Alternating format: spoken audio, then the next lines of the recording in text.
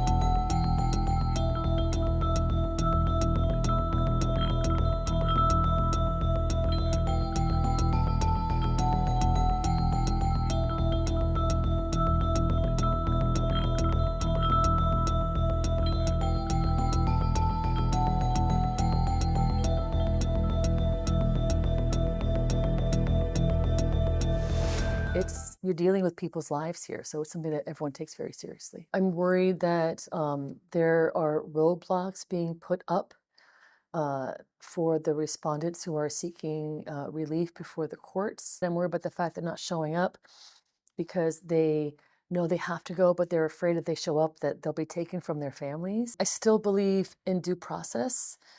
I still believe in justice. I was a really good ACIJ.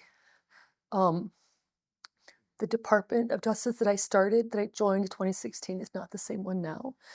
I don't know if it's my dream job now because of just how brutal the last several months have been. I don't think I can call it that now.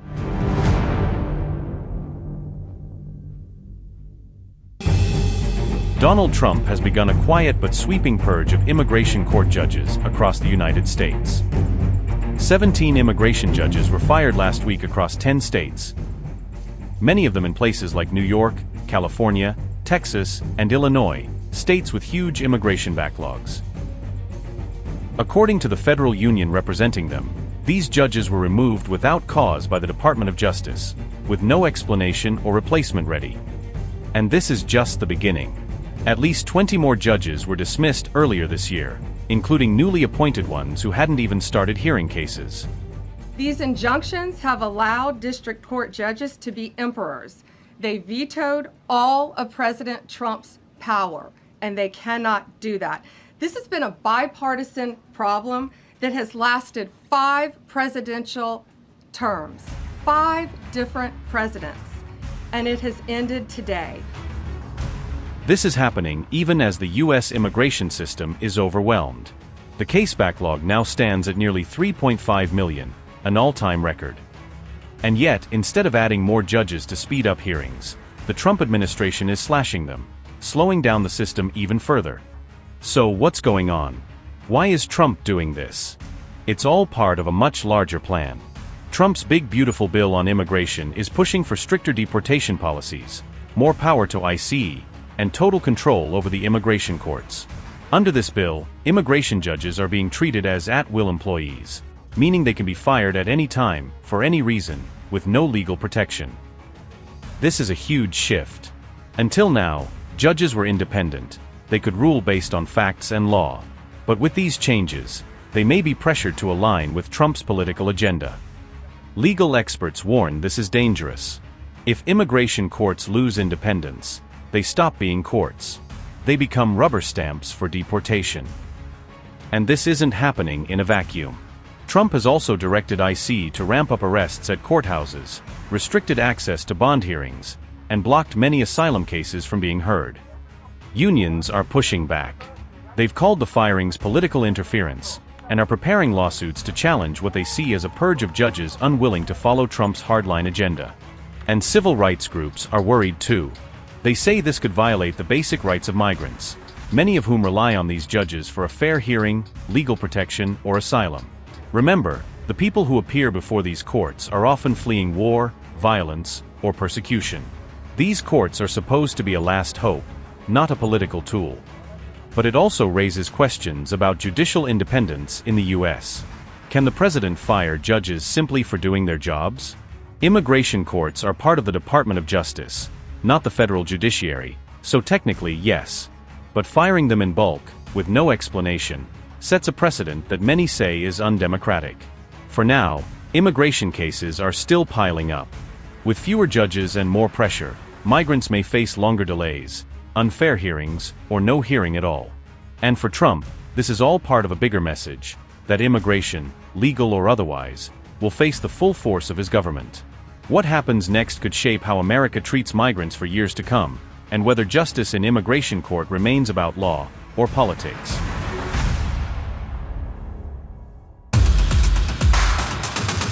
In a world where business never stops, Mint keeps you ahead, any screen, anytime.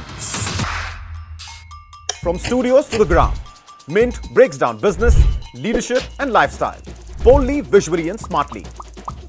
From boardrooms to markets, from personal wealth to industry trends, we bring you the insights that matter. Mint is doing brilliantly well. It's a well-read page, I would think. What fuels India's biggest CEOs? Ride along and find out. I have to work that much harder. I have to put that much more in. Over the years. Yes. Earlier I could say, no, I can't afford it. Yeah. But now I can. Want to invest like the pros? Learn from India's stock market experts. Things like that worry me about markets. I don't want to buy a house to invest in. Your money, your future. We make finance simple. Step inside breathtaking homes and the creative minds behind them. So we are at the house in Camellias. I think Camellias is the most expensive property in the NCR and probably the most expensive in the country. India's real estate scene decoded. No jargon, no fluff. Home buyers will have more bargaining power. It's a great time to buy a house as well. Some chase success, others create it. Meet the ones who made the impossible possible. I don't want to be a doctor, I don't want to be an engineer, I don't want to be an accountant. And that's the most fragile thing. Poof, it will go away. वो ताली ऐसी थी ना, इतनी addictive थी, मैंने कहा boss अब तो यही होगा. We don't just talk business, we show it, and the world's watching.